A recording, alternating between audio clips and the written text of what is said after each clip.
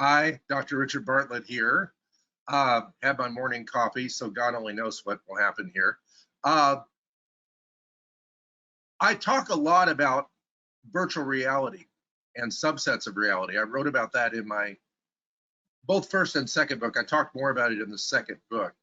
And I really think that each one of us have our perceptual blinders.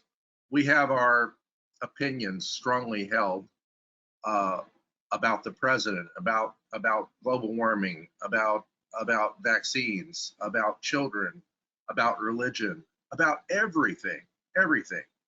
And all of this is essentially a polarity that has a push-pull to it. And so wherever there's a push, there's always a pull. There's an equal and opposite reaction. And you're caught in the middle trying to decide what's real. What if nothing is real?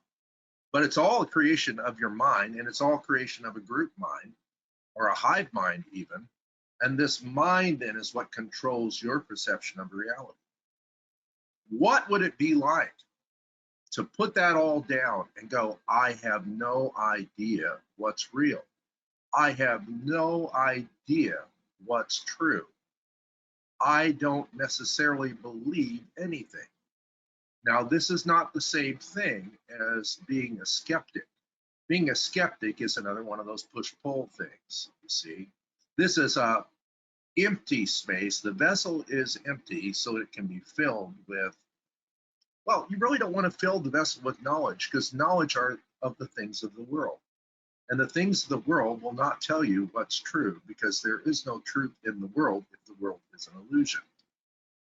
You go to the place, and I talk about going to the place in your heart. Melissa talks about it a lot, but you talk about the place in your heart. But there is no place in your heart if there is no heart. So the whole thing is a metaphor for something that may not even exist. What we're talking about is going to the point of light that can be recognized. What the great beings talk about is the I am. Jesus was alleged to have said, before Abraham was, I am. Nisargadatta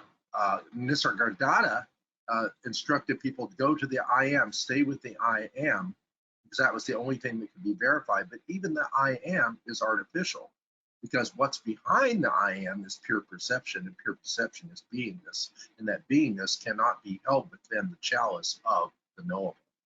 So all this are things that I ponder daily, and I think these things are enfolded in what I've taught, what I've shown, who I've been to the world, so to speak, and it's who you really are. So these are some wonderful things to think about on a beautiful sunny day some places, not so much in Seattle. Love you, and I'll see you next week.